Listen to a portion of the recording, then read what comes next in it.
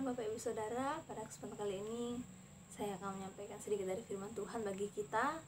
Dan pada hari ini saya akan membagikan sedikit dari pelajaran yang kita ambil dari kehidupan dari tokoh Petrus, yaitu salah satu dari murid Yesus. Dan Petrus ini adalah salah satu murid yang mempunyai kelebihan daripada murid-murid Yesus yang lainnya. Dan pada hari ini kita akan belajar mengenai kehidupan Petrus. Nah, apa saja yang bisa kita pelajari dari kehidupan Petrus? Nah, pada pagi hari ini kita melihat dulu kembali bagaimana Petrus dipanggil oleh Yesus untuk menjadi muridnya. Dan pada waktu itu Petrus bekerja sebagai penjala ikan. Dia bekerja sebagai penjala ikan bersama dengan saudaranya Andreas. Nah, pada waktu itu ketika mereka sedang menjala, lewatlah Yesus, dan apa yang Yesus katakan bahwa ikutlah aku, akan kujadikan kamu penjala manusia, seperti itu. Nah, artinya penjala manusia di sini bukan kita menjala dalam konteks manusia ya, tetapi bagaimana kita menjangkau jiwa-jiwa di luar sana yang masih banyak dan perlu diselamatkan untuk mengikuti Yesus, seperti itu. Nah, kita melihat bahwa ketika Petrus dipanggil oleh Yesus, dia tidak menolak sama sekali dan dia langsung saja menerima ajakan Yesus tersebut. Nah, kita patut belajar bahwa ketika kita dipanggil, kita harus bisa langsung menerima dan tidak berbantah-bantah, seperti itu. Nah, pada kesempatan kali ini saya memberikan tema bagi kita, yaitu menjadi teladan dalam iman. Nah, kita berbicara mengenai teladan. Nah, dalam Kamus Besar Bahasa Indonesia, kata teladan yaitu sesuatu yang dapat ditiru, atau sesuatu yang patut ditiru, atau yang baik untuk dicontoh, seperti itu.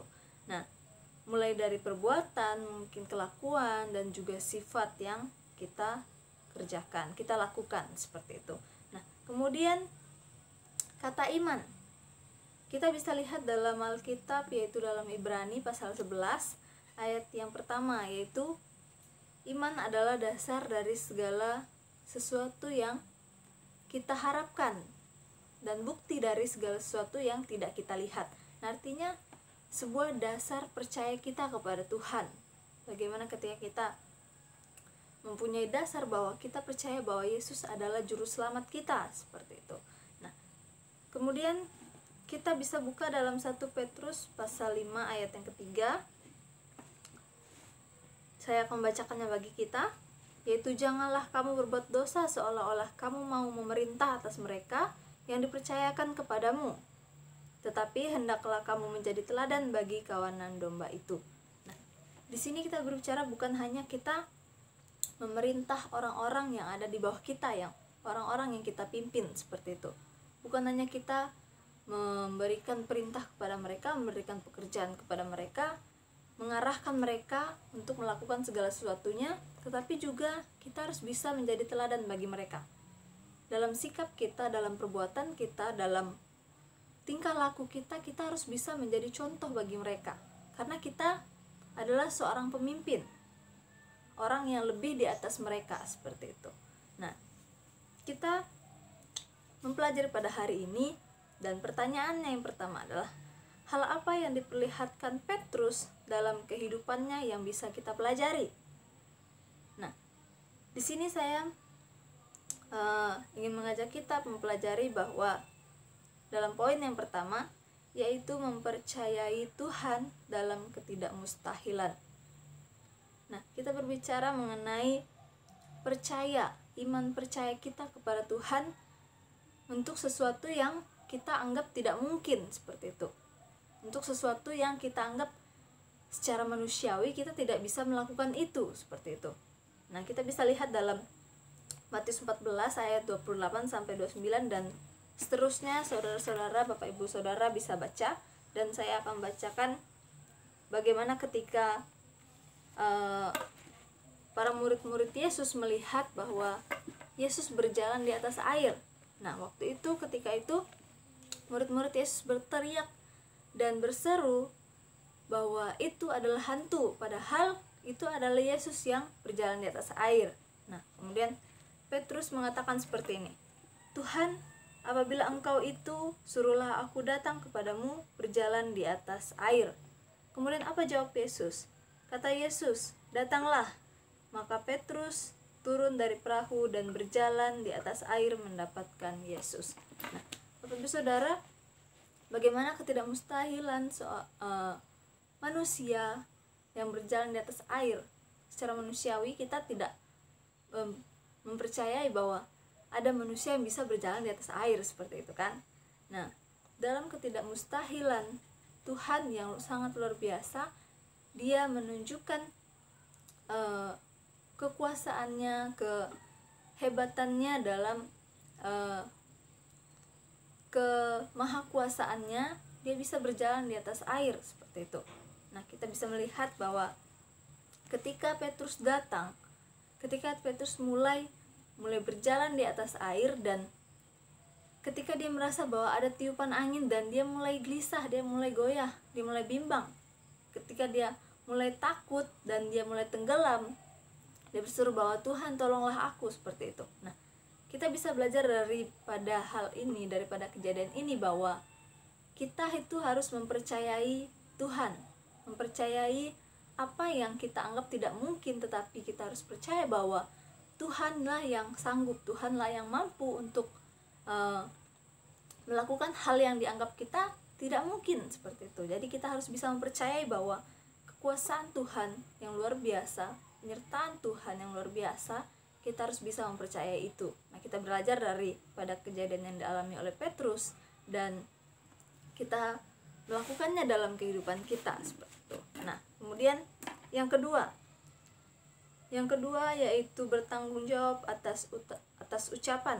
Nah, kita harus bisa menjadi orang yang dapat dipercaya dalam ucapan kita. Kita harus bisa mempercayai, kita harus bisa mempertanggungjawabkan ucapan yang telah kita ucapkan, seperti itu. Nah, kita bisa melihat dalam Matius 26 ayat yang ke-69 sampai dengan 75, di mana kejadian bahwa Petrus menyangkal Yesus pada waktu itu sebelum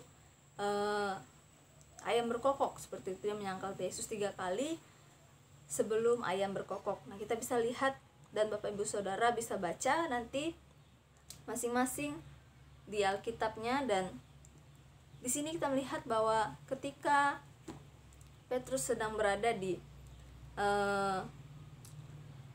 depan gerbang,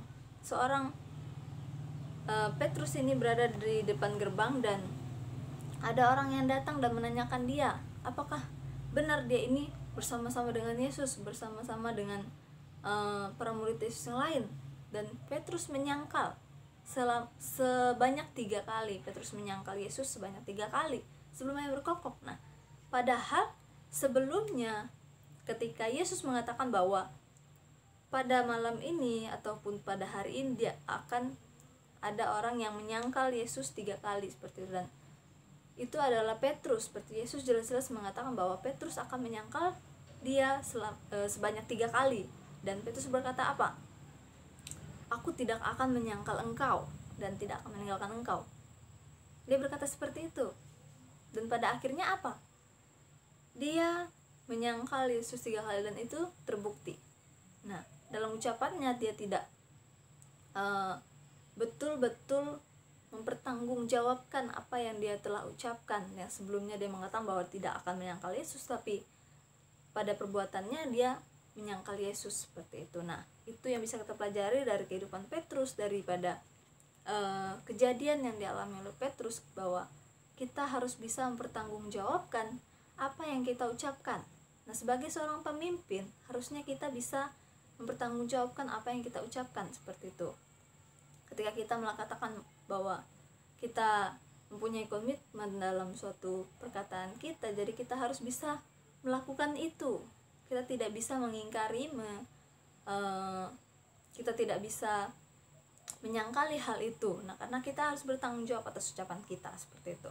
Sehingga itulah yang bisa diteladani nantinya oleh orang-orang di sekitar kita, orang-orang yang ada di bawah kita, seperti itu. Nah, sebagai seorang pemimpin juga kita jangan menjadi orang yang sombong seperti itu. Nah, orang yang sombong tidak akan bisa menjadi pemimpin yang berhasil seperti, karena dia merasa bahwa dia paling hebat, dia paling handal seperti, tapi dalam kehebatan itu dia tidak ada apa-apanya dengan Tuhan, dibandingkan dengan Tuhan.